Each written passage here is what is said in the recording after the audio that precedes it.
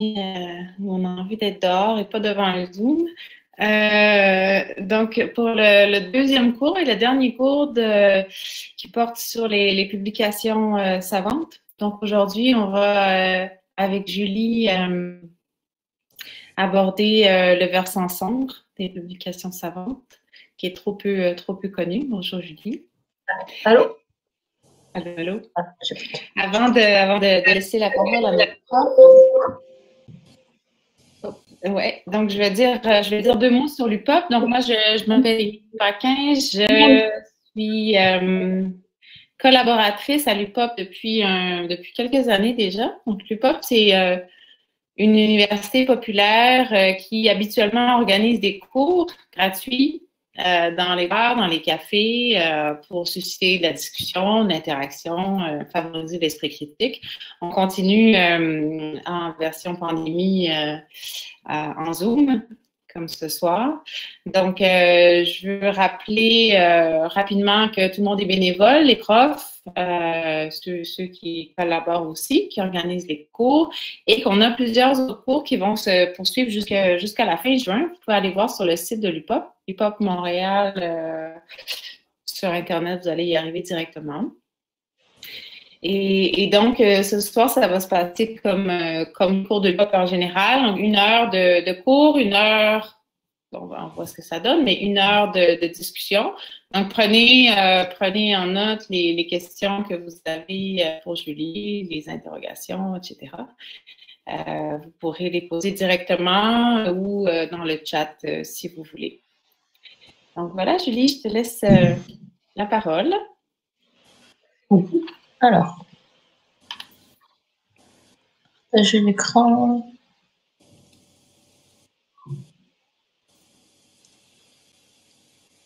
Ok. Est-ce qu'on voit? Ok, super. Oui, ça marche. Okay. Donc, bonsoir à tous. Merci d'être venus à cette seconde séance sur les publications scientifiques. Donc, la dernière fois, on a parlé un peu de l'historique des publications scientifiques. On a vu que ça avait commencé avec les sociétés savantes et une correspondance informelle entre les membres de ces sociétés. Et qu'au final, c'était devenu aujourd'hui un groupe de scientifiques professionnels qui vont publier dans des revues à but lucratif qui vont être accessibles en ligne. Donc, on avait vu aussi le processus de publication d'un article scientifique, notamment le processus de révision par les pairs pré- et post-publication, qui est absolument crucial à tout ce processus de publication. On avait vu aussi que les chercheurs étaient évalués en fonction du nombre de citations, donc en fonction du nombre de fois que leurs articles vont être cités par d'autres chercheurs. Finalement, on avait disséqué un article scientifique et on avait vu que le but principal, c'était de partager la découverte aux autres chercheurs du même domaine. Donc, les articles scientifiques sont écrits par les chercheurs pour des chercheurs du même domaine qu'eux. C'est des articles qui sont assez précis pour permettre de juger la pertinence de la méthode, donc savoir si ce qu'on a fait, ça permet bien d'avoir les résultats qu'on a obtenus, si ça a du sens. Et c'est aussi assez précis pour permettre la reproduction des résultats par d'autres équipes. Et finalement, on a vu aussi qu'il y avait de plus en plus de transparence, donc des déclarations qui sont faites par les chercheurs à la fin des articles, notamment sur le financement, les conflits d'intérêts, la disponibilité de données, etc. Donc aujourd'hui, on va voir tout ce qui est un peu problématique avec ce processus de publication scientifique. Donc on va voir dans un premier temps le publie ou crève, ou publish or perish en anglais. Ensuite, on va voir les limites de la révision par les pairs. Ensuite, le coût et l'accessibilité de l'information, notamment avec toutes les grosses firmes d'édition qui ont le monopole sur les articles scientifiques. Et finalement, on va parler un peu de communication des sciences et comment le fait de mieux connaître tout ce processus de publication et de recherche, ça aurait peut-être permis d'avoir une meilleure communication au niveau de la pandémie du Covid-19. Donc, premièrement, publie ou crève. Ce phénomène-là, c'est dû au fait que les chercheurs et les instituts de recherche en général sont évalués sur ce qu'on appelle des indices bibliométriques. Donc, généralement, c'est le nombre d'articles qu'ils ont publiés et le nombre de fois que ces articles ont été cités. Donc, il y en a plusieurs. Il y a l'indice H. Pour les universités, il y a le classement de Shanghai et le Times Higher Education. Pour les revues, il y a l'Impact Factor. Il y en a plein des différents. Mais globalement, le problème, c'est que ce sont de très mauvais indices pour juger de la qualité d'un chercheur ou d'une université ou d'une revue. Donc, c'est des indices qui vont surtout mesurer le nombre d'articles publiés et pas du tout la qualité des articles ou à quel point ça va être utile pour la société ou à quel point ça va être utile pour les autres équipes de recherche. Donc, c'est vraiment la quantité plutôt que la qualité. Donc, pourquoi on utilise quand même ces indices bibliométriques? C'est pour plusieurs raisons. D'abord parce qu'ils sont disponibles et très facilement accessibles. Donc, quand on reçoit 300 CV, c'est facile d'aller chercher ces données-là pour faire un premier tri au niveau des candidatures qu'on a reçues. C'est aussi utilisé parce qu'il y a de plus en plus d'utilisation des outils de management dans l'administration de la recherche, notamment au niveau du recrutement des chercheurs. Et il y a la mondialisation du marché de l'enseignement supérieur, où les universités entrent en compétition les unes avec les autres pour avoir des étudiants. Et donc, ils essayent d'avoir des chercheurs qui publient beaucoup dans les grosses revues. Donc, par contre, le fait de juger les chercheurs sur cette quantité de publications plutôt que sur la qualité, ça va avoir des conséquences directes sur la recherche, qu'on va appeler le publish or perish. Donc, en fait, on va faire beaucoup d'articles pour finalement pas trouver grand-chose, comme le hamster dans sa roue qui court un peu sur place. Donc, la première conséquence de ce système-là, c'est qu'il y a une augmentation exponentielle du nombre d'articles au cours du temps. Donc, comme on peut voir ici, en 2020, on est arrivé à plus de 7 millions d'articles publiés dans le système qui était étudié. Et ça a commencé un peu après la Seconde Guerre mondiale. Donc ça peut s'expliquer en partie parce qu'il y a eu beaucoup de financement dans la recherche après la Seconde Guerre mondiale, notamment à cause de la guerre froide. Mais ça s'explique aussi par le modèle de publication actuel, donc les revues, les grosses firmes de publication qui vont faire beaucoup d'articles et qu'on va aussi commencer le système donc, du publish or perish à ce moment-là. Donc, c'est un système qui est tellement problématique qu'il y a certains chercheurs, notamment Peter Higgs, qui a gagné le prix Nobel en 2013 pour des travaux qu'il avait fait en 1964, qui dit qu'il ne serait pas assez productif dans le système académique actuel pour avoir un poste dans l'université dans laquelle il a travaillé. Donc, si cette personne-là était arrivée maintenant dans le domaine de la recherche, il aurait pas forcément été engagé par l'université. Il n'aurait pas pu faire ces travaux qui ont mené à l'obtention d'un prix Nobel en 2013. Excusez-moi. Donc, une autre conséquence du publie ou crème, c'est que ça va pousser les chercheurs à jouer le jeu du système, donc à publier beaucoup, à avoir beaucoup de citations, plutôt qu'à faire de la bonne science, donc de la science qui est efficace, qui se tient avec des méthodes qui sont reproductibles et des résultats qui vont pouvoir servir à quelque chose pour la société. Donc, il y a des dérives qui sont un peu gentilles. Donc, il y a l'autocitation. On va citer soi-même ses propres papiers et on peut voir que c'est un phénomène qui a beaucoup augmenté au cours des dernières années. Il y a une dérive qu'on appelle le saucissonnage, où là, on a un gros article avec, par exemple, plusieurs expériences et on va le séparer en plusieurs articles pour avoir, par exemple, 2 articles au lieu de 1 ou 3 articles au lieu de 1 avec finalement la même idée et le même bloc d'expérience qu'on a fait. Donc, il y a aussi le phénomène des auteurs invités. Donc, ça, c'est les gens qui vont mettre leur nom sur la publication alors qu'ils n'ont pas du tout contribué à l'article. Donc, ça peut être, par exemple, le directeur du centre de recherche qui va mettre son nom sur tous les articles qui sont publiés sous sa direction, alors qu'il n'a même pas relu l'article qui a été publié. Donc ça aussi, ça mène à une explosion du nombre d'auteurs dans les articles. Donc ça, c'est en partie expliqué par le fait que maintenant, les équipes sont très multidisciplinaires, il y a plus de monde qui travaille sur les projets, mais ça s'explique aussi par le fait que certains auteurs vont mettre leur nom sur tous les articles qui passent, même s'ils n'ont vraiment pas contribué. Donc après, il y a des dérives qui sont un peu plus graves. Donc, la première, c'est ce qu'on appelle le spin. Donc là, ça va être le fait d'exagérer l'importance d'une recherche ou les implications du résultat, en particulier dans le résumé de l'article ou au niveau de la communication qu'on en fait dans les autres médias. Donc, c'est pas vraiment de la fraude, c'est pas vraiment du trafic de données. Là, c'est juste un peu embellir la réalité pour donner un peu plus de visibilité à notre recherche. Donc, il y a aussi la dérive de duplication, où là, on va publier la même idée dans plusieurs journaux. Ça, c'est pas vraiment problématique au niveau de la science, mais vu qu'on est déjà surchargé d'articles à lire, le fait d'avoir la même idée qui est publiée dans plusieurs journaux, ça nous aide pas à nous en sortir dans tout ça, à lire tout ce qu'on a besoin de lire et à comprendre vraiment ce qui se passe. Donc, il y a aussi une dérive qu'on appelle l'effet tiroir, où là, on fait une étude et dépendant des résultats, soit on va la publier, soit on va pas la publier. Donc ça, c'est généralement quand on a des résultats qui sont significatifs. Par exemple, si je teste l'effet d'un pesticide et que je vois qu'il n'y a pas d'effet, je ne vais pas publier mes résultats. Donc, c'est pas parce qu'on ne veut pas publier, c'est juste parce que souvent, c'est plus compliqué de publier des résultats qu'on appelle négatifs, des résultats qui ne sont pas significatifs. Et ça, c'est parce qu'on ne sait pas toujours pourquoi on n'a pas obtenu de résultats significatifs. Donc, ça peut être parce qu'on a mal travaillé, notre protocole n'était pas adapté ou qu'il n'y avait vraiment pas d'effet. Mais généralement, on ne peut pas le savoir avec certitude. Donc, les éditeurs vont avoir tendance à pas vouloir accepter ce type d'article-là parce que ça va pas être cité, parce que c'est pas certain, parce que finalement, c'est pas avantageux pour eux de publier ce type d'article. Donc ça va être problématique quand on fait des méta-analyses, c'est-à-dire qu'on regarde tout ce qui a été publié sur un sujet. S'il nous manque tous ces articles négatifs, on va avoir une vision vraiment biaisée d'un problème. Donc ce serait vraiment important de publier tous ces articles négatifs où on voit qu'il n'y a pas d'effet de quelque chose. Ça éviterait aussi de refaire plusieurs fois la même expérience. Donc, vu qu'une expérience qui est faite, qui est négative, n'est pas publiée, il y a quelqu'un dans le laboratoire à côté qui va peut-être avoir la même idée, refaire la même expérience en sachant pas que ça marche pas. Il sait pas que quelqu'un l'a déjà fait. Donc, il refait la même chose.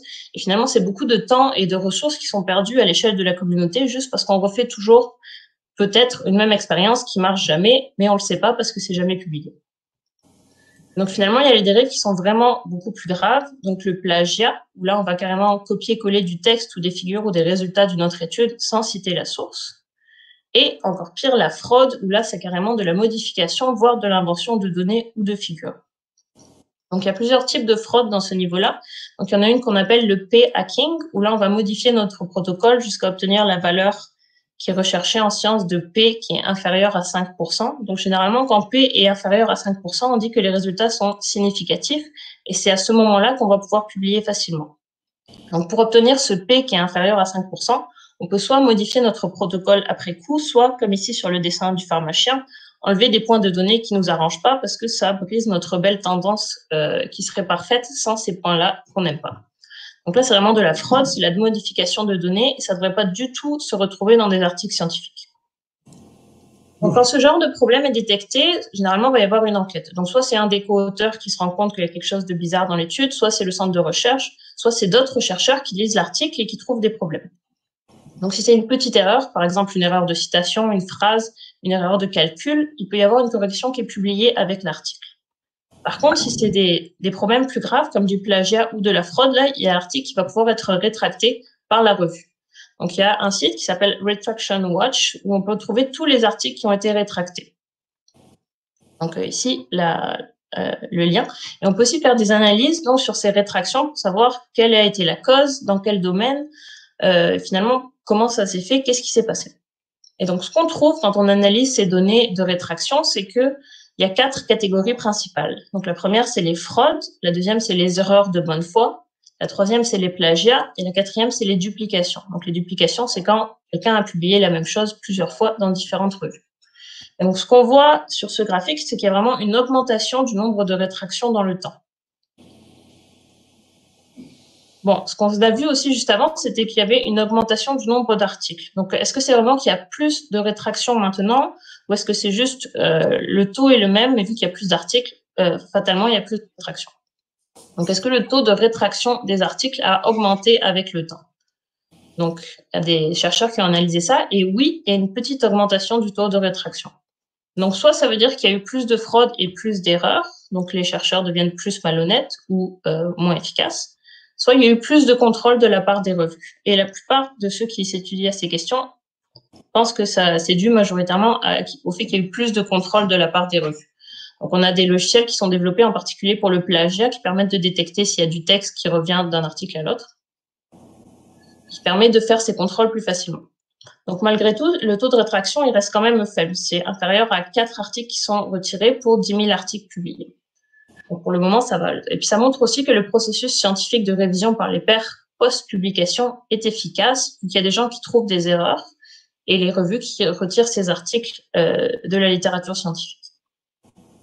Donc, en plus de ça, la majorité des rétractions, on a vu qu'elles sont dues à une minorité des auteurs. Donc, il y a quelques auteurs qui vont faire beaucoup de fraude et qui vont avoir la majorité des articles rétractés, alors que la majorité des auteurs vont jamais avoir d'articles qui sont rétractés. Eux, ils travaillent bien.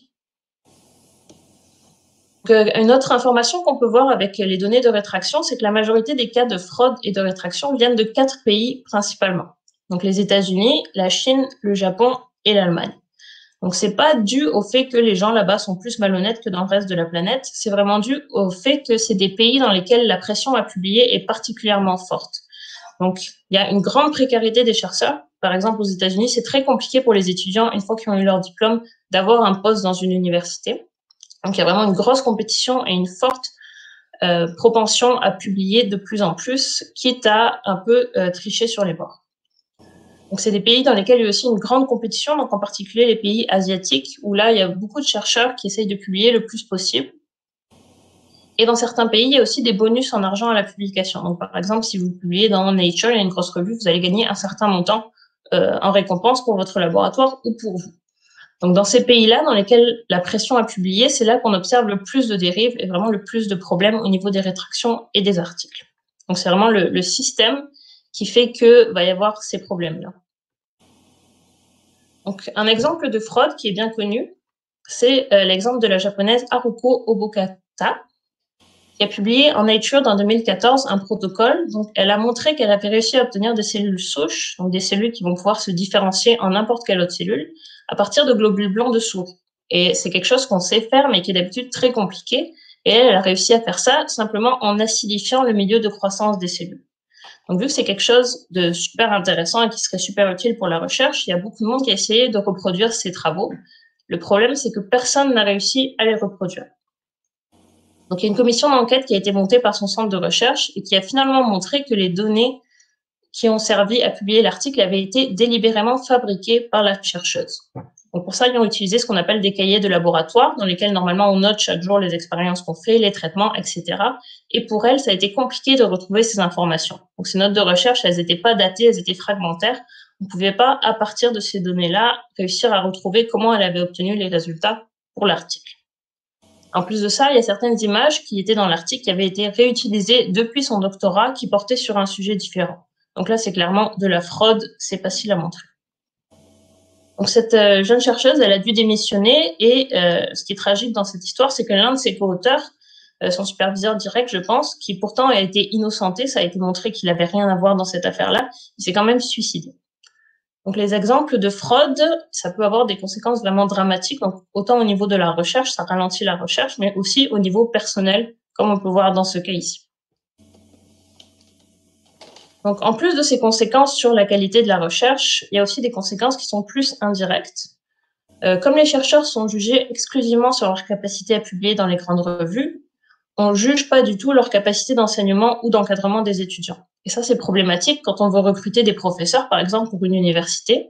On peut recruter quelqu'un qui est excellent en recherche, mais qui est absolument mauvais en enseignement.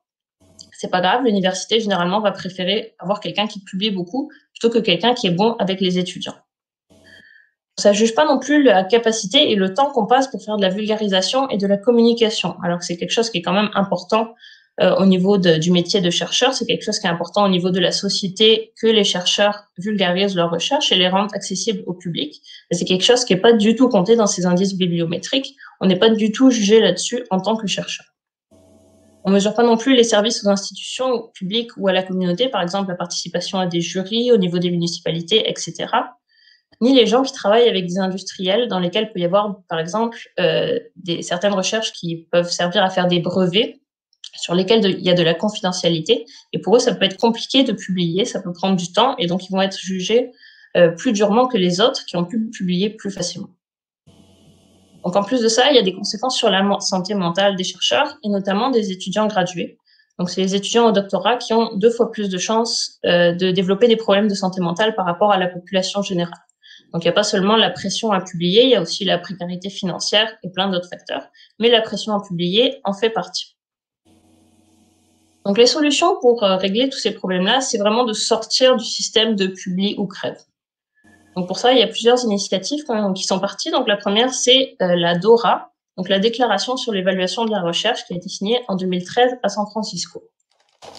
Et cette déclaration, elle prend l'abondance des indices bibliométriques pour juger un chercheur. Donc, arrêtez de juger un chercheur uniquement sur la quantité des articles qu'il a produits, mais sur plein d'autres facteurs, notamment la qualité des articles, les étudiants qu'il a encadrés, sa capacité d'enseignement, etc.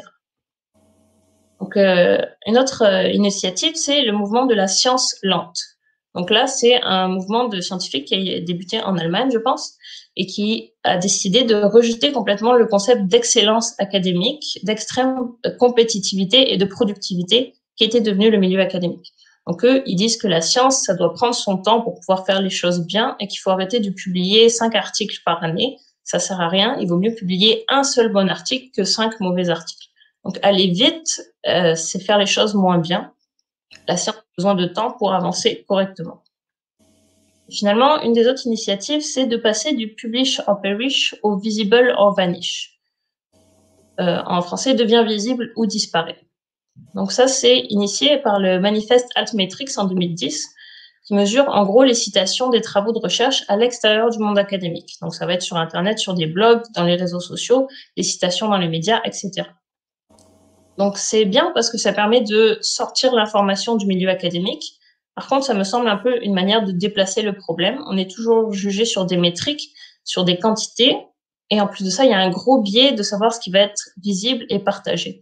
Donc il y a des sujets qui vont être très prenants auprès des médias, auprès du public, tout ce qui est la santé, un peu l'astronomie, un peu la physique. Mais dès qu'on travaille sur l'expression de protéines dans un tissu végétal, ça va intéresser beaucoup moins de monde. Il y a un gros biais à ce niveau-là, et je ne sais pas si c'est vraiment la meilleure manière de faire pour le moment. Et finalement, une des solutions qui est les plus importantes, c'est la science ouverte. Donc, globalement, augmenter la transparence et permettre à tout le monde d'avoir accès aux données et aux protocoles. Donc, il y a une des manières de faire ça, c'est ce qu'on appelle le pré-enregistrement des études, où là, ça va être un serveur dans lequel on va enregistrer les buts de notre étude, les protocoles, comment on va faire ça, avant de faire notre recherche. Et une fois qu'on a fait notre recherche, qu'on a eu nos résultats, les résultats ils vont être publiés. Peu importe si on a eu des résultats positifs, des résultats négatifs ou des résultats qui sont pas clairs et on ne sait pas trop quoi en faire, ça va être publié dans tous les cas. Donc ça va nous éviter d'avoir l'effet tiroir comme on mentionnait tout à l'heure. Ça va vraiment permettre d'avoir toujours les résultats des études qui sont entreprises. Donc il y a aussi le concept des dépôts de données où là on va rendre nos données accessibles à tout le monde, donc aux autres chercheurs, au public. Et ça va permettre de vérifier qu'on n'a pas fait d'erreur dans nos calculs quand on a rentré nos chiffres dans le tableur Excel. Ça va aussi permettre de vérifier s'il y a eu des fraudes ou non. Et en plus de ça, les données vont pouvoir être utilisées par d'autres équipes de recherche pour faire de nouvelles analyses, par exemple. Ça leur permet d'aller plus vite vu que les données sont déjà disponibles. Ils vont pouvoir juste refaire des nouvelles analyses statistiques avec des nouvelles questions ou autres. Donc tout ce qu'on vient de citer, en fait, ça va être le reste de la communauté scientifique qui va pouvoir vérifier en gros les recherches qui ont été faites. C'est vraiment une plus grande collaboration de la communauté scientifique, une plus grande transparence pour faire de la meilleure science. Donc là, on revient à la révision par les pairs et vraiment le travail collectif du domaine scientifique. Donc on avait vu la dernière fois qu'il y avait 2 catégories de révision par les pairs. La première, c'est la pré-publication, où là, le but, ça va vraiment juste être de déterminer si l'article respecte la méthode scientifique, si le protocole est adapté et si les résultats, ils ont du sens par rapport au protocole qu'on a fait. Ensuite, il y a la révision par les pairs post-publication, où là, c'est les expériences qui vont être reproduites par des équipes indépendantes. Donc, dans le premier cas, la révision par les pairs pré-publication, les principales limites, c'est lié au fait que les réviseurs, c'est des humains. Donc, ils sont sujets au biais au niveau de la nationalité, de l'institut de rattachement des auteurs, du genre.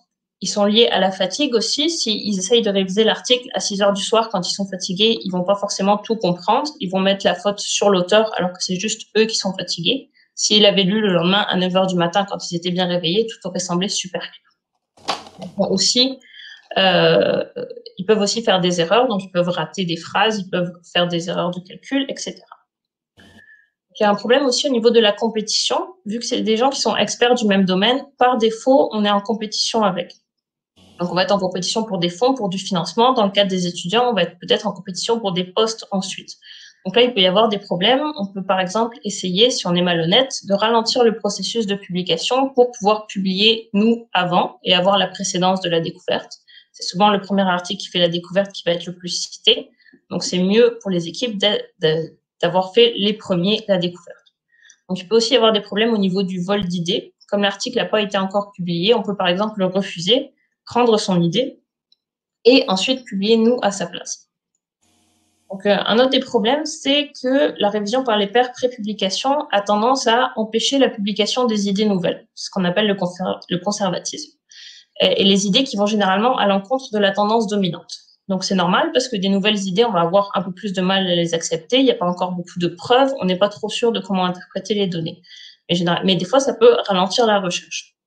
Donc, par exemple, mon directeur de thèse, il travaillait sur l'apprentissage des insectes. La première fois qu'il a soumis son papier, dont le protocole était nickel, les résultats étaient propres, il a reçu une réponse de l'éditeur en quelques jours qui disait non, les insectes n'apprennent pas. Donc, Ça a été un peu plus long pour lui pour faire publier son papier. Finalement, ça a tout à fait marché parce que ses données étaient solides. Il avait des bonnes preuves du fait que les insectes apprennent. Il y avait vraiment une réticence au niveau de l'éditeur, dans ce cas-ci, à publier des idées qui sont un peu nouvelles. Donc, en plus de ça, il y a peu de reconnaissance pour les réviseurs. Donc, les réviseurs, ils font ça de manière bénévole, ils sont pas payés. Et ils font ça aussi de manière anonyme. Donc, ensuite, c'est un peu compliqué de valoriser cette expérience-là, ce temps qu'on a passé à réviser les articles des autres, parce que notre nom n'est inscrit nulle part. Finalement, à ce niveau de pré-publication, c'est difficile de détecter la fraude et le plagiat, d'autant plus qu'on n'a pas accès aux données, donc on ne peut pas forcément tout vérifier. Donc, à ce niveau-là, c'est quelque chose qu'on ne peut pas vraiment faire. En plus de ça, il y a une révision qui n'est pas toujours assez stricte, dépendant des domaines et des revues. Il y a des choses qui peuvent passer qui, normalement, n'auraient jamais dû être publiées. Donc, à ce niveau-là, je vais vous parler de l'affaire Sokal. Donc, Alain Sokal, c'est un professeur de physique à l'Université de New York. Et il a soumis en 1996 un article à une revue qui s'appelle Social Text. C'est une revue qui est dans le domaine d'études culturelles. C'est une revue qui est réputée dans le domaine. Il y a un comité de rédaction et elle a recours à des relecteurs experts.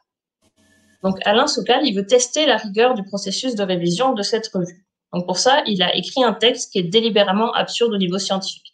Donc, il y a des erreurs mathématiques et physiques à l'intérieur, mais c'est un texte qui est bien écrit et qui va dans le sens idéologique des éditeurs. Donc, il se dit que si l'article est refusé, c'est bon, le processus de révision de la revue est efficace. Par contre, si l'article est publié, là, ça veut dire qu'il y a un problème. Le processus de révision de la revue est pas efficace parce qu'il a laissé passer un article qui était complètement inventé de toutes pièces, qui était complètement absurde. Et ce qui s'est passé, c'est que son article a été publié, donc il s'appelait « Transgresser les frontières vers une herméneutique transformative de la gravitation quantique » qui avait, de manière totalement volontaire, aucun sens. Donc le jour de la publication, Sokal, il annonce que l'article était en fait un canular, et ça a parti tout un débat au niveau de la communauté. Donc si ça vous intéresse, je vous conseille l'article de l'arrivée, qui est vraiment super intéressant à ce niveau-là. Donc, ce qu'il a montré, c'est que le processus de révision par les pairs pré-publication, il n'empêche pas des articles qui sont complètement absurdes, voire faux, d'être publiés dans certaines revues. Donc, au niveau de cette révision par les pairs pré-publication, qui est quand même pas 100% efficace, comme on vient de le voir, il y a plusieurs solutions. Donc, la première, c'est au niveau de la révision en elle-même, de faire des révisions qu'on appelle en double, voire en triple aveugle. Ça permettrait de limiter les biais envers les auteurs, donc d'offrir plus de chances qui sont, par exemple, genrés, les minorités, etc. Donc ça, ce serait peut-être efficace si c'était pas si facile de déterminer qui c'est l'auteur. En fonction du sujet de recherche, de l'université de rattache, de l'espèce sur laquelle la personne travaille, c'est souvent très facile de retrouver qui est l'auteur, donc d'avoir l'identité. Donc dans ce cas-là, le fait de réviser en double ou en triple aveugle, c'est pas forcément efficace. Donc, il faudrait aussi donner une reconnaissance aux réviseurs. Pour le temps qu'ils passent dessus, il faudrait que leur nom soit inscrit quelque part, qu'ils puissent valoriser ça auprès de leur institut ou quelque chose. Leur donner plus de temps et potentiellement un accès aux données pour qu'ils puissent ne serait-ce que vérifier les calculs et les statistiques qui ont été utilisées. Aussi, ce qu'on peut faire, c'est une transparence des révisions. Donc, il y a déjà certaines revues qui ont commencé à faire ça, où ils postent sur leur site avec l'article les révisions. Donc, ça permet d'éviter d'avoir des révisions qui sont plus ou moins professionnelles. Ça permet aux gens qui lisent l'article de voir quelles étaient les réserves des gens qui ont révisé l'article avant qu'il soit publié. Donc, une autre solution, c'est la révision par les pairs post-publication. Donc, une manière de faire ça, c'est PubPeer. Donc, je suis sûre qu'il y en a d'autres, c'est le seul que je connais. Donc, ça permet de détecter les erreurs et les fraudes après publication. Donc, la manière dont ça fonctionne, c'est que juste tous les auteurs, tous les chercheurs du même domaine vont aller lire l'article et vont pouvoir poster sur PubPeer s'ils ont des commentaires.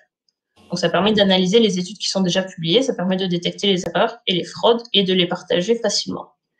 Il y a aussi Twitter qui sert parfois de peer review dans certains cas. Donc, là aussi, c'est un peu chaotique, ça part dans tous les sens. Il y a du très bon et il y a du très mauvais.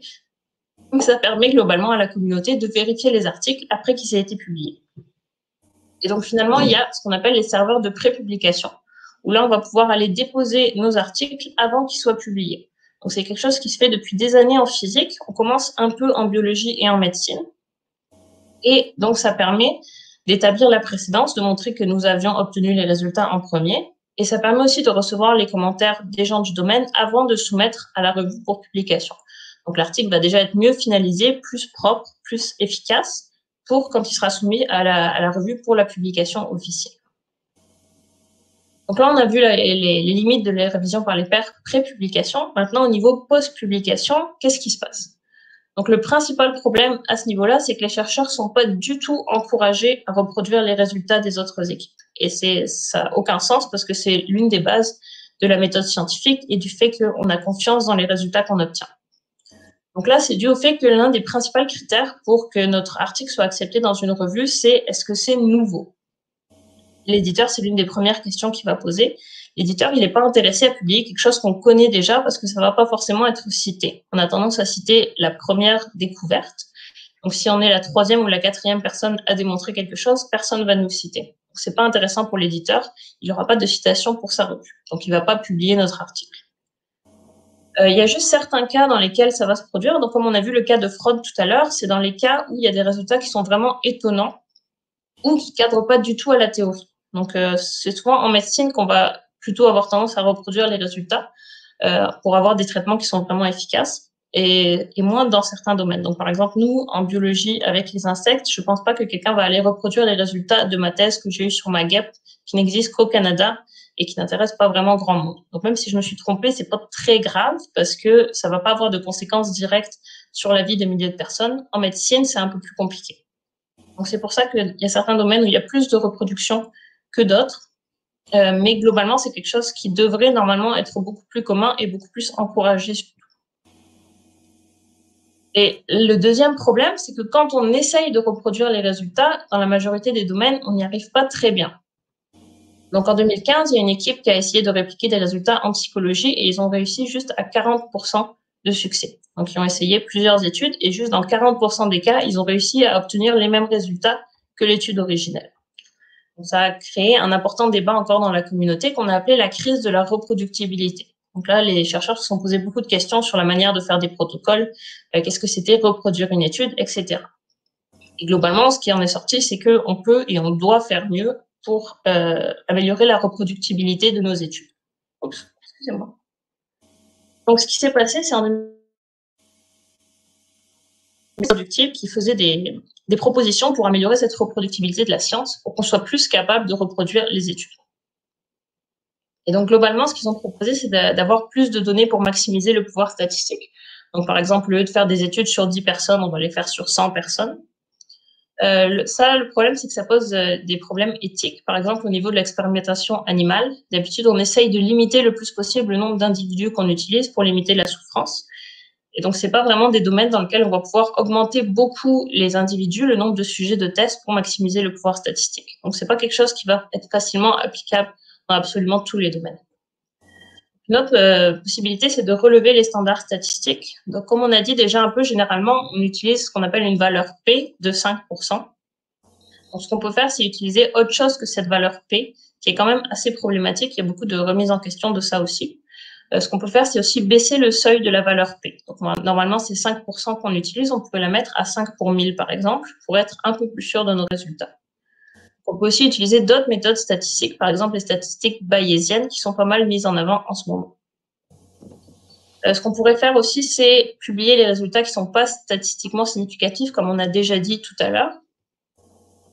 On pourrait aussi avoir une meilleure formation et un meilleur support méthodologique. Donc, pour le moment, les étudiants ne sont pas formés, en tout cas à ma connaissance, à faire des expériences. Donc, on ne leur apprend pas à faire des protocoles, on ne leur apprend pas forcément vraiment comment bien faire les expériences, comment faire des protocoles efficaces, comment faire des statistiques, etc.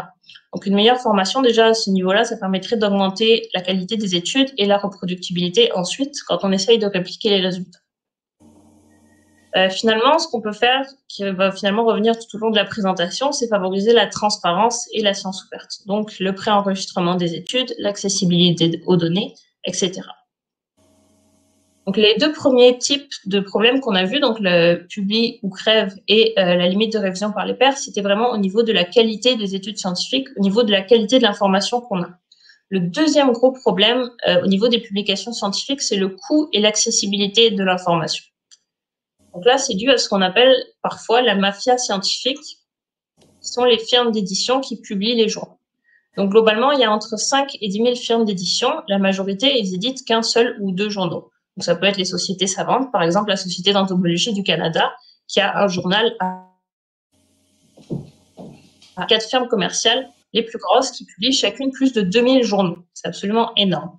Et donc, ces 4 firmes-là, c'est Springer, Elsevier, Wiley Blackwell, Taylor et Francis. Et donc, ces 4 firmes-là, elles ont vraiment un oligopole sur le marché de la publication scientifique. En sciences humaines, ils publient plus de 70% du total des articles publiés. En sciences naturelles, c'est un petit peu moins, mais ça reste quand même 50% de tous les articles publiés qui sont publiés par un de ces 4 maisons d'édition. Donc, ils ont vraiment le monopole de la publication et à cause de ça, ils vont pouvoir agir vraiment sur le domaine.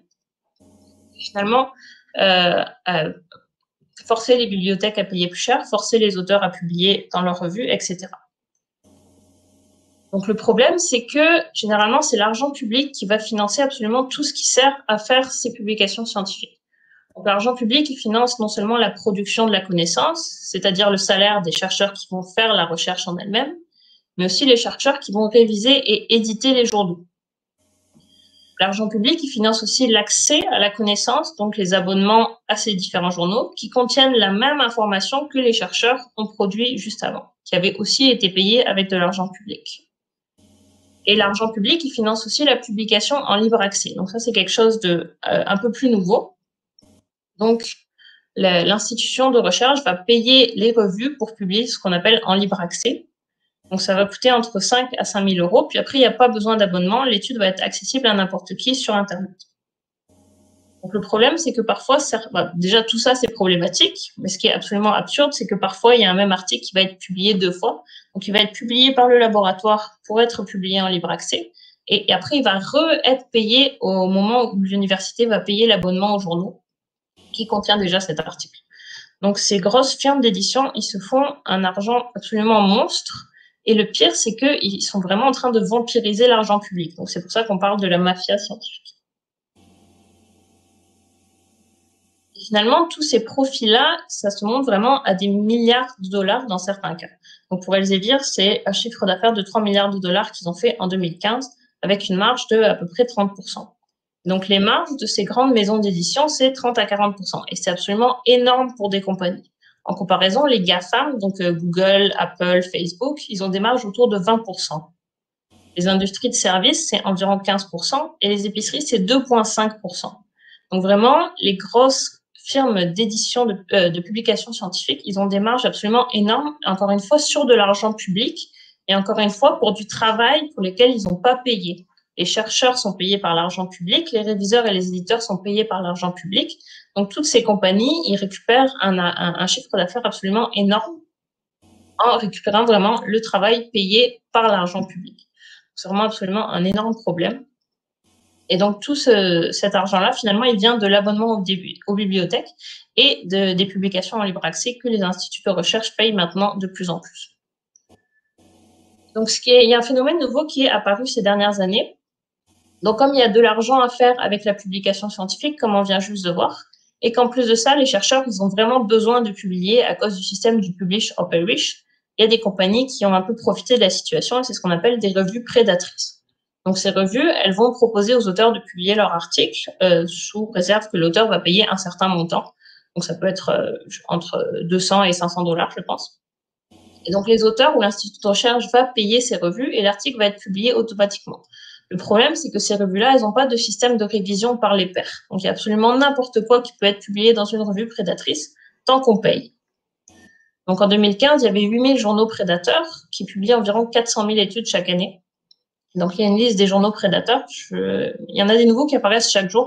Donc, c'est compliqué de suivre un peu l'évolution de tout ça. C'est compliqué de savoir qu'en face de nous, c'est un journal prédateur parce qu'ils ont souvent des noms qui ressemblent très fortement aux journaux normaux.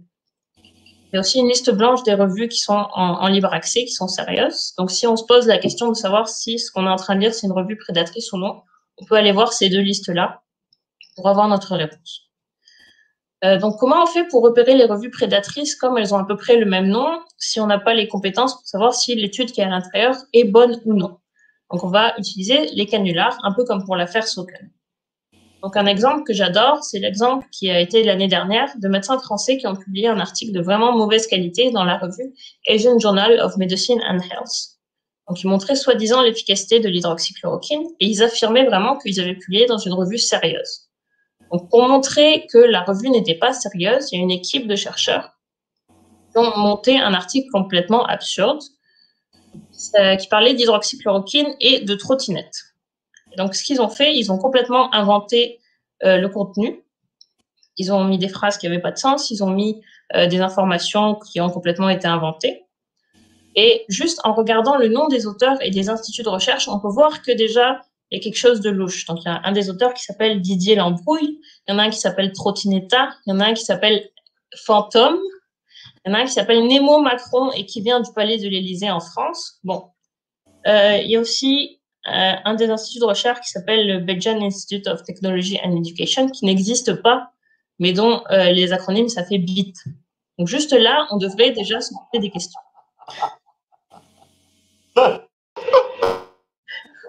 Ce qui s'est passé, c'est que l'article a finalement été publié. Malgré toutes ces absurdités, malgré toutes ces blagues, il a passé le processus de révision par les pairs.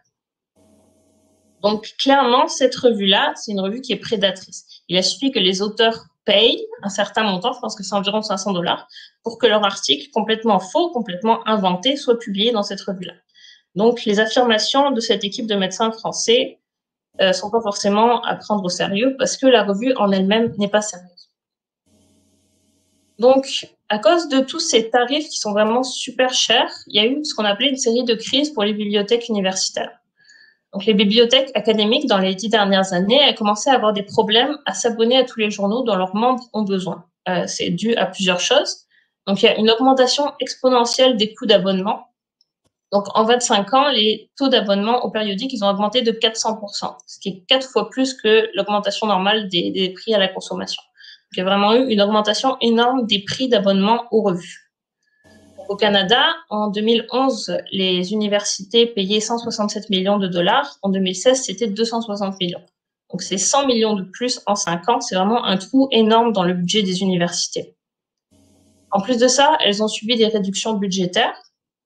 Et en plus de ça, il y a eu la récession économique de 2008 avec des problèmes d'inflation et pour certains pays de taux de change, notamment au Canada où la baisse du dollar canadien a vraiment causé des problèmes à ce niveau-là. Donc, les réactions qu'il y a eu de ces bibliothèques universitaires, c'est un appel au boycott des grosses maisons d'édition. Donc, les bibliothèques, dans certains cas, ont essayé de négocier les contrats pour avoir des revues à plus bas prix. Ça n'a pas toujours marché. Et dans certains cas, ils ont carrément décidé d'arrêter de s'abonner à la plupart des périodiques d'une des maisons d'édition. Donc, c'est ça qui s'est passé au Québec, donc pour l'Université de Montréal et l'Université Laval, entre autres, qui ont quasiment annulé leurs abonnements à tout ce qui était de la maison d'édition de Springer. Donc, il y a eu un appel au boycott aussi de Elsevier, donc les gens qui s'engageaient à ne plus soumettre leurs articles à Elsevier ni à réviser pour eux. Donc, il commence vraiment à y avoir un ras-le-bol de la communauté scientifique de cette mainmise des maisons d'édition sur la connaissance et la publication scientifique. Donc, ce qui s'est passé aussi, c'est que ce mouvement, ça a initié le mouvement global de libre accès pour vraiment sortir de la dépendance à ces firmes d'édition.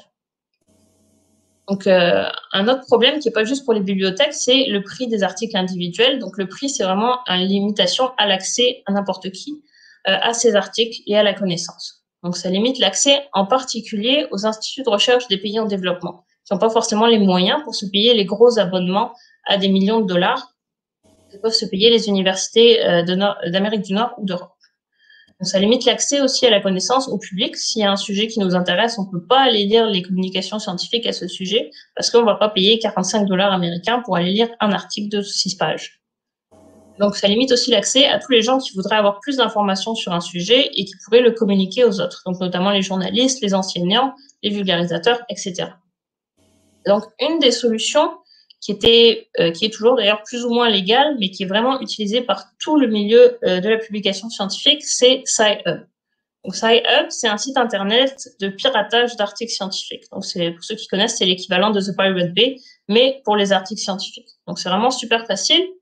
Je peux pas probablement en bonne conscience vous conseiller de l'utiliser. Je vous dirais juste que tous les chercheurs que je connais l'utilisent tous les jours.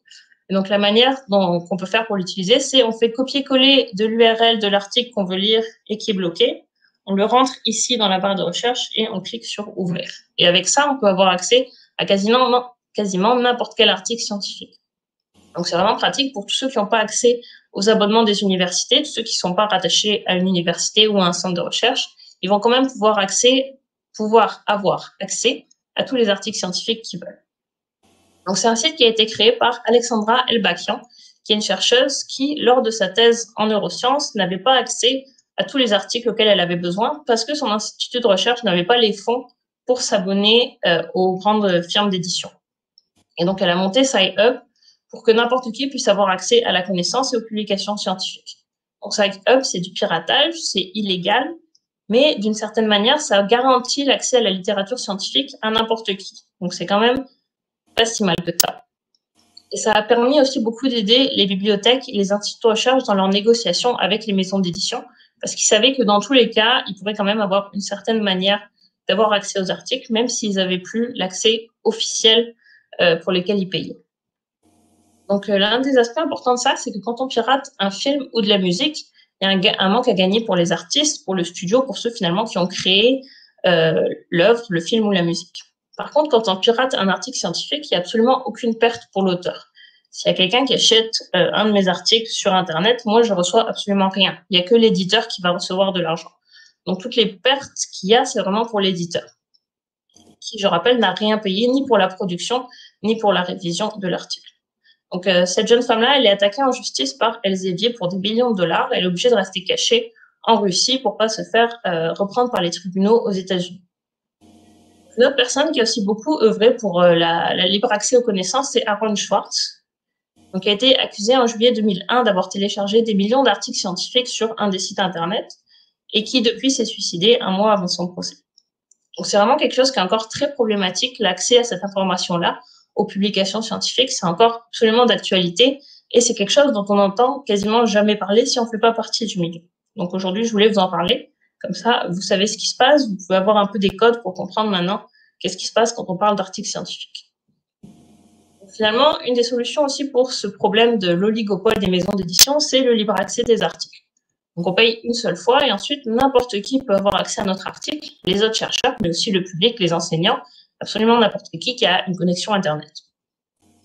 Il y a le plan S, qui est une initiative lancée par Sciences Europe en 2018, qui fait que les scientifiques et les chercheurs qui ont eu un financement public pour leur projet sont obligés de publier leurs travaux en accès libre.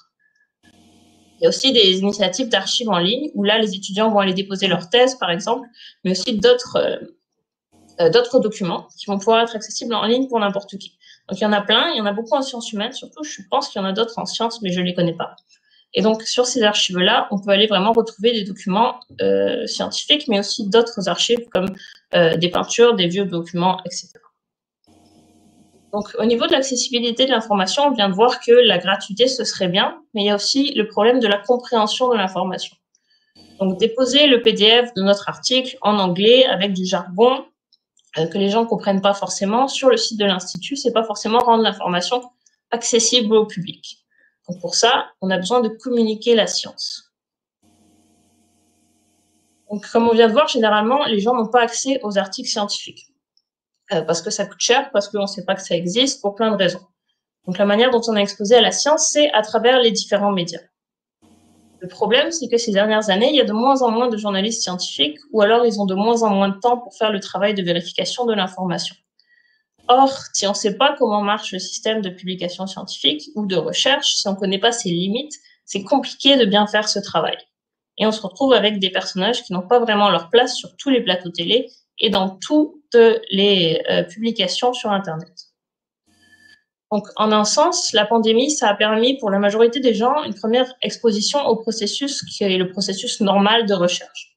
Donc, l'exemple de l'hydroxychloroquine, on a vu que c'était compliqué, il y avait des résultats préliminaires, des études qui se contredisent, certaines qui confirment d'autres qui réfutent, des méta-analyses qui sont rétractées, etc. On a vu que c'était long de faire des études, donc en un mois, on ne peut pas avoir vraiment fait le tour de la question, ça prend beaucoup de temps, et ça, c'est quelque chose qui est extrêmement frustrant quand on n'a pas l'habitude. Mais une fois qu'on sait comment ça marche, c'est quelque chose qui est beaucoup plus facile à accepter. On a vu aussi que quand il y a une collaboration mondiale, donc l'accès libre aux articles, la majorité des maisons d'édition ont laissé l'accès libre aux articles qui portent sur la Covid-19 pendant le temps de la pandémie. Donc, dans ces conditions-là, où il y a vraiment une collaboration et un financement massif, la recherche avance extraordinairement vite. Donc, on a vu que ça peut très bien se passer quand il y avait vraiment une transparence et un partage des données et des informations. Bon, par contre, la pandémie, elle a aussi montré les différents problèmes du système, notamment au niveau de la communication et du fait que la plupart des gens qui ont parlé de science, ils n'avaient vraiment pas les clés, pas les compétences ni le recul pour en parler. Donc, il y a eu les cas des scientifiques qui ont dérapé. Il y a eu le traitement par les médias qui était, dans certains cas, extrêmement bien fait, mais dans d'autres, qui étaient absolument problématiques. Et il y a eu les problèmes des gens qui, généralement, connaissaient pas bien le système, qui interprétaient mal les choses. C'est normal, parce que quand on n'a pas été formé, quand on travaille pas là-dedans, c'est vraiment difficile de comprendre tout ce qui se passe. Mais ça a mené quand même à des dérives qui étaient souvent problématiques, voire tragiques. Donc, dans le premier cas, les scientifiques, qui normalement devraient être ceux qui sont le plus à même de comprendre ce qui se passe et de ne pas faire d'erreurs, ni au niveau de leurs travaux, ni au niveau de la communication. Donc, il y a eu des exemples de cas problématiques. Donc, par exemple, le professeur Didier Raoult qui a annoncé directement en février, je pense, dans les médias, la solution à la pandémie. Il a appelé ça coronavirus fin de partie, alors que ces études n'avaient pas encore passé le processus de révision par les pairs. Donc, les études, elles étaient postées sur les serveurs ici en pré-publication. Il y avait encore personne qui les avait officiellement validées, acceptées, ni vérifiées.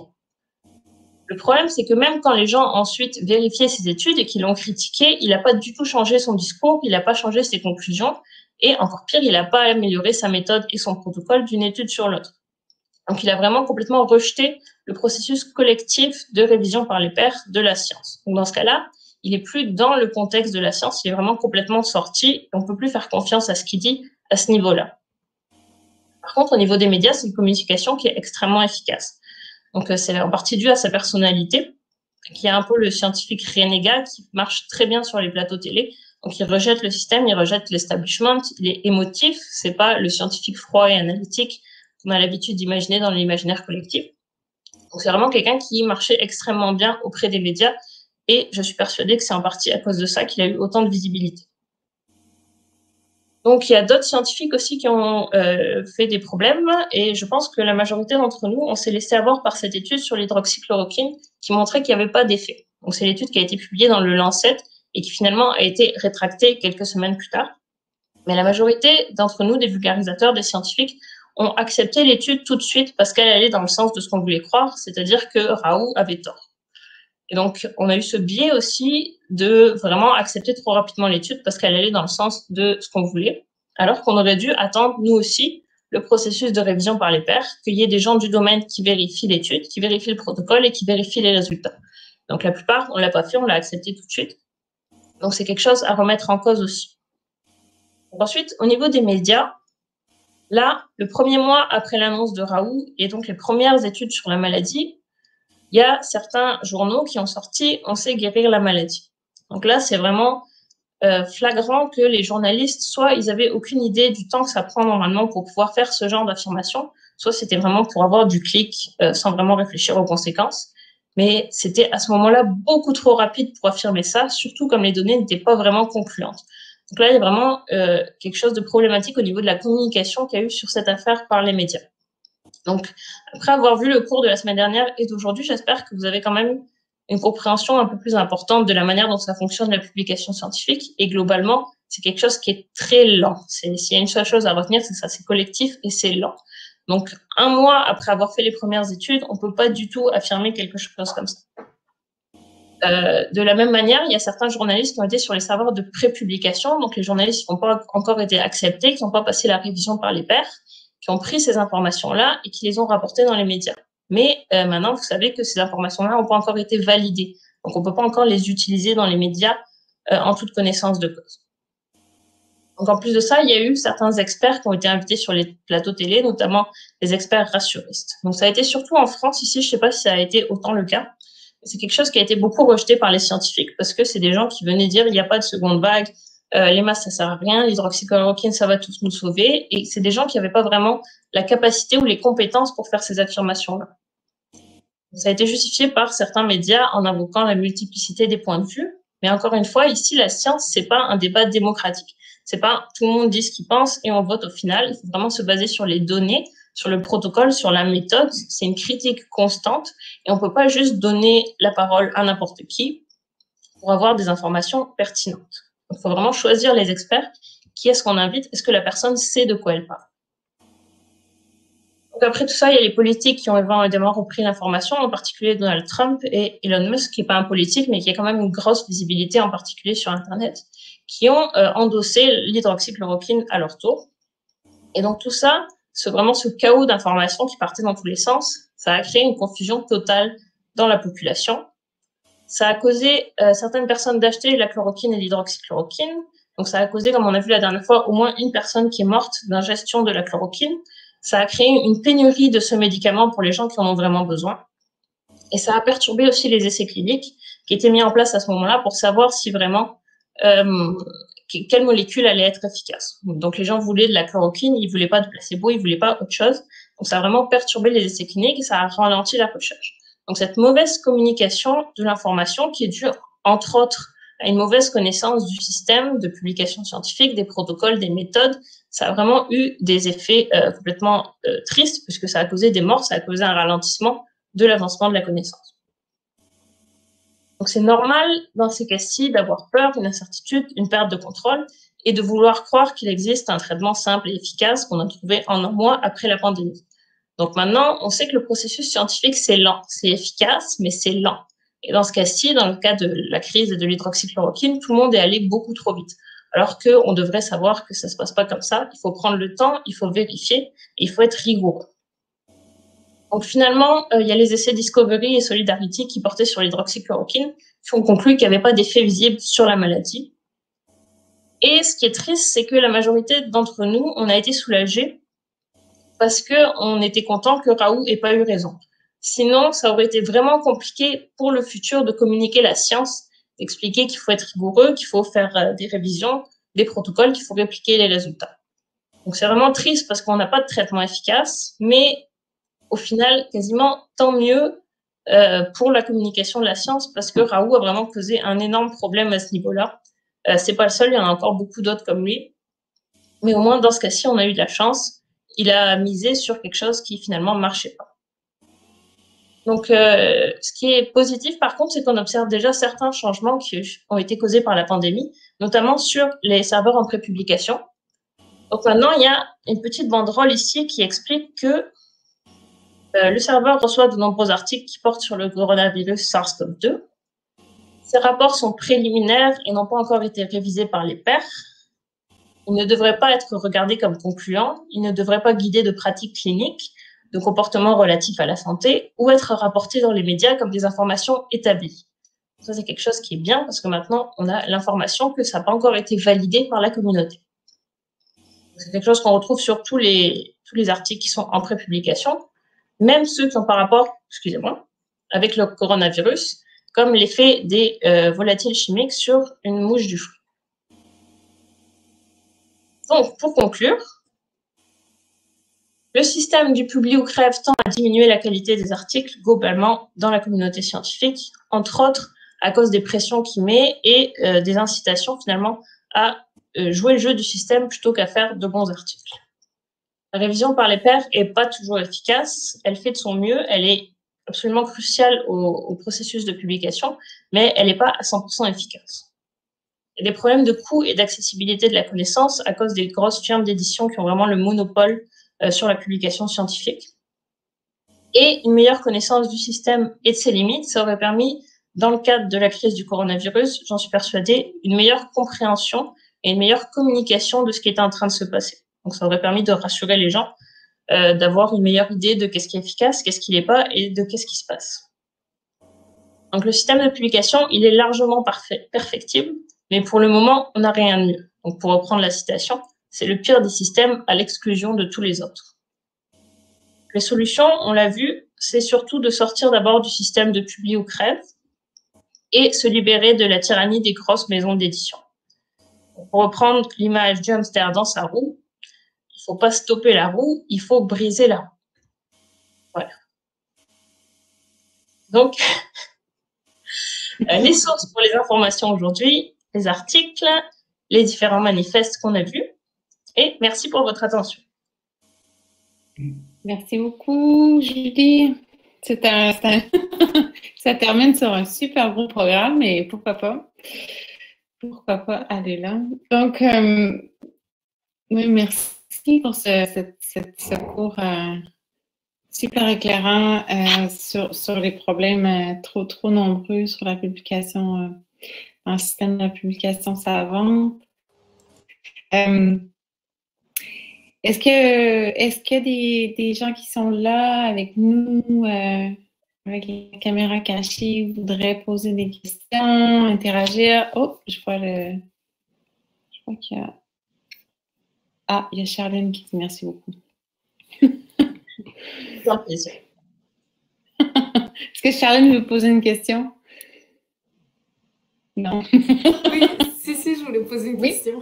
Oui, ok, vas-y. Merci beaucoup, vraiment, full intéressant, puis merci, ça se voit que ça te prend, là, fait que c'est vraiment très chouette à écouter, merci beaucoup.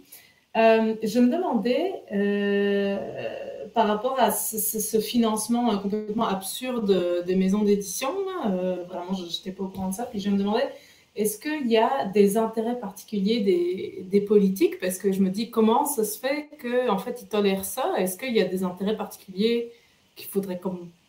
qui sont comme cachés ou j'en sais rien, moi, ça fait très complotiste, là, mais tu sais, je veux dire, c'est tellement gros que je me dis, il y a bien quelqu'un qui tolère ça, ce transfert de finances publiques vers services privés qui ne rentrent pas du tout l'appareil, là.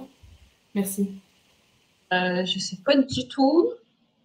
L'impression que j'ai, c'est vraiment que c'est un problème tellement niché et tellement peu connu que finalement personne ne sait qu'il y a ce problème-là. Ça se peut qu'il y ait des problèmes de conflit d'intérêts, mais je ne suis pas au courant de ce. J'ai vraiment l'impression que c'est ça, c'est que personne ne sait que ça se passe et du coup, personne ne peut agir dessus. Ouais, d'expérience, j'ai l'impression que effectivement, les administrateurs de recherche, les profs, les recteurs d'université, etc., ils ne savent pas c'est ce qui se passe dans le domaine de la publication. Comme, ça a été laissé. Ça a été laissé un peu à l'abandon. Je pense que les grands éditeurs se sont consolidés un peu parce que les universités ont laissé aller le secteur de la publication en disant que ça ne fait pas partie de notre mission première.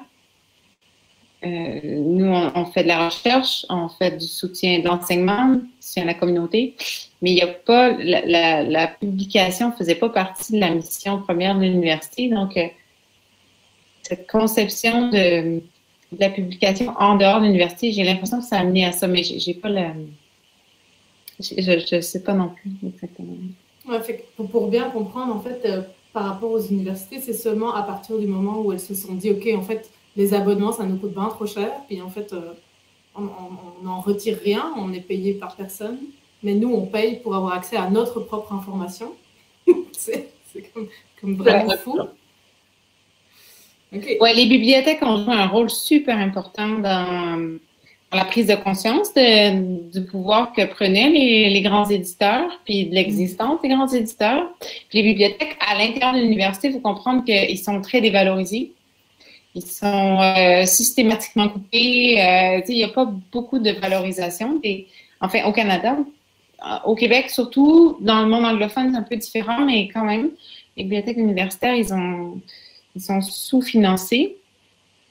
Mais quand même, c'est vraiment à partir des années 80, fin des années 90, début des années 80, il y a eu la crise des périodiques, où là, ils ont commencé, le mouvement du libre accès est arrivé au même moment pour pallier, en fait, le problème de l'accès aux périodiques, que c'est sorti. Mais les bibliothèques ont eu un rôle, les bibliothécaires ont eu un rôle super important dans la prise de conscience. Merci beaucoup. Ouais.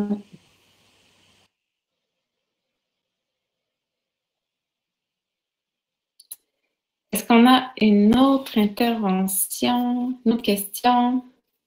Il y a quelqu'un qui dit j'aimerais ajouter une source de contenu.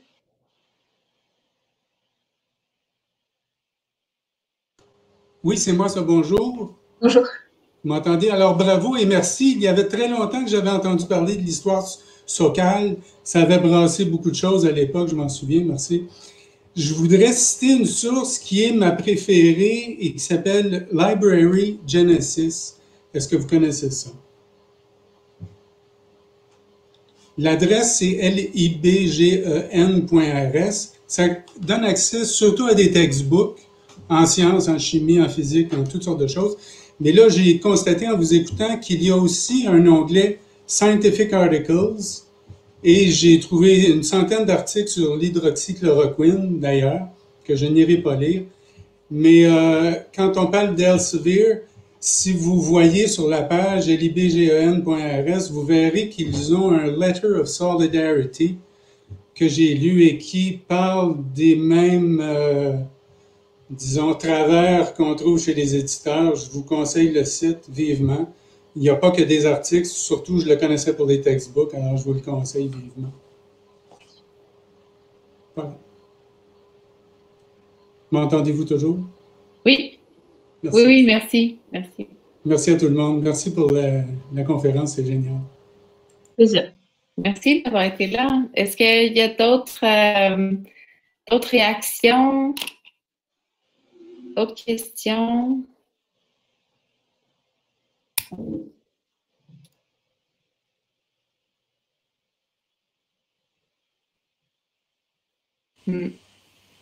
Moi, je veux bien. J'avais une petite question oui, encore. oui. Allez. Est-ce que le plan S en Europe, là, si c'est financé publiquement, ils sont obligés de publier en accès libre? Est-ce que c'est actuellement le cas ou alors c'est genre en projet? Initialement, ça devait être implémenté en 2020. Ça a été repoussé en 2021. Et je pense qu'à cause de la pandémie, ils ont repoussé ça encore plus jusqu'en 2024. C'est vraiment en train de se passer en ce moment. Ok, merci. Oui. Oui, puis il y a eu beaucoup de... C'est une initiative, le plan S, qui a été super importante, qui est très importante, qui a mis des délais très rapides d'implantation du livre accès ou de passage au livre accès. Mais je pense qu'en ce moment, il y a aussi un moment de prise en compte des impacts du passage au livre accès. Parce que là, dans la présentation, Julie, il a été question énormément du volet sciences, biologie, sciences naturelles, mais il y a tout un volet sciences humaines, sociales, arts et lettres, qui ne fonctionnent pas tout à fait de la même façon, où les grands éditeurs ne sont pas implantés de la même façon du tout.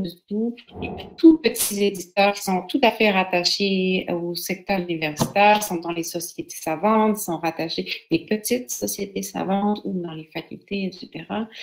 Et qui ont besoin d'aide pour passer au libre accès avant 2021 ou 2024, sans créer justement un exode où soit les revues vendent aux grands éditeurs, se vendent aux grands éditeurs, ça renforce le système avec le système dont on a parlé, les auteurs qui doivent payer pour publier, avec l'auteur, le système auteur-payeur, là, les auteurs doivent payer pour que l'article soit en libre accès, ou elles doivent juste fermer, elles doivent arrêter de publier. Donc, ouais, le plan S, c'est une belle initiative, mais ça fait bouger trop rapidement dans le secteur du libre accès. Ça peut aller dans le sens des grands éditeurs. Alors, Oui, vas-y, oui. La politique des 3 organismes subventionnaires du Canada exige la publication en libre accès dans les 12 mois. Ok, je ne savais pas. Ouais, c'est une politique qui a été adoptée en 2015. C'est une politique qui a été adoptée, je pense, pour prendre en considération la situation des petits éditeurs canadiens. Au Canada, il y a comme 95% des éditeurs qui sont trop petits éditeurs. C'est pas la situation des grands éditeurs dont tu as parlé. C'est des éditeurs au niveau international, au niveau de la science, où quand on parle d'atomes, qu'on soit en Chine, au Canada ou au Danemark, l'atome fonctionne de la même façon. Quand on parle de santé publique ou d'arts et lettres ou de psychologie, là, ça change d'un pays à l'autre. Donc, il y a des grandes différences. Il y a les revues qui restent nationales, portent sur des sujets nationaux ou régionaux ou locaux, peu importe, là, on n'est pas dans l'idée de l'État-nation. Il y a en ce moment quand même une grande lutte pour maintenir ces revues en place face aux grands éditeurs. Et le libre accès, c'est une porte de sortie, c'est une porte de... C'est une façon de donner accès à la science, comme tu mentionnais, quand on est face aux grands éditeurs. Mais il faut faire attention parce qu'il n'y a pas juste les grands éditeurs, il y a aussi les super petits éditeurs qui jouent un rôle extrêmement important pour faire en sorte qu'il y ait un relais, par exemple, entre la recherche qui se fait en biologie et l'adoption au niveau local. Entre la science naturelle pure et la science sociale, etc. Et donc, les organismes subventionnaires ont gardé le 12 mois pour laisser aux revues, essentiellement, parce que ça s'adresse aux revues, ça ne s'adresse pas aux monographies, la possibilité de commercialiser encore. Donc, pendant un an, la revue a des revenus, puis après ça passe en libre accès. Exactement, ouais, c'est ça. Donc, c'est l'idée d'une barrière mobile. Là, il y a 12 mois d'embargo qui permet de vendre encore aux bibliothèques, puis ensuite, c'est en libre accès. Donc, parce qu'il y a certaines disciplines où la rapidité de diffusion des résultats n'a pas une importance capitale. C'est pas très important en sociologie ou en histoire de diffuser super rapidement des résultats, alors que dans la recherche sur le cancer ou sur, par exemple, la pandémie, la COVID-19, ça a beaucoup d'importance, la rapidité. Le mois, le 2 semaines, le 3 semaines a une importance, même si la science se fait de façon longue. Il reste qu'il y a une pression à la rapidité de publier. Ouais. Mais cette politique-là, il n'y a rien qui est annoncé encore, mais elle va évoluer. Elle va évoluer vers un libre accès complet probablement assez rapidement.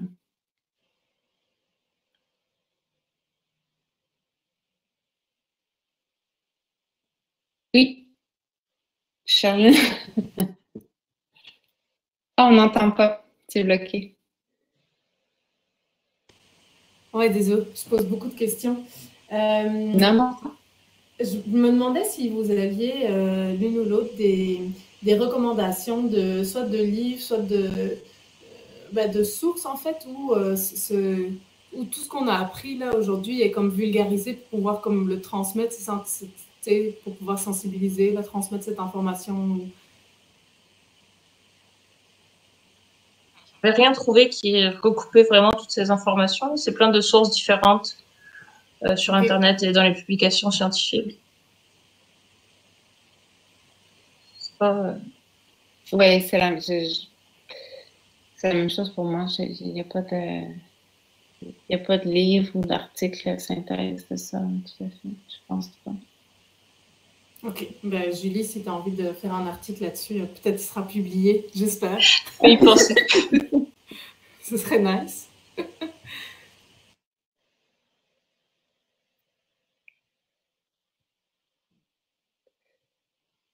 Alors, est-ce qu'il y a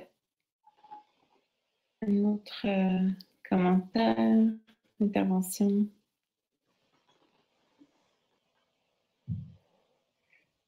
Non. Donc, je vais conclure en te remerciant beaucoup, Julie, d'avoir partagé sur cette question qui est super importante, qui est en effet peut-être trop de niche pour qu'on s'y attarde vraiment, mais qui a un impact important et qui doit être connu beaucoup plus largement. C'est vraiment un enjeu trop ignoré, extrêmement important pour la suite des choses dans nos sociétés, dans notre vie de pandémie, mais plus largement. Et puis, merci beaucoup d'avoir contribué encore avec un cours de super grande qualité à l'UPOP. en espérant que tu reviendras. Merci à tout le monde d'avoir été là. Et merci d'avoir contribué et à bientôt. Bonne soirée. Au revoir. Bonne soirée.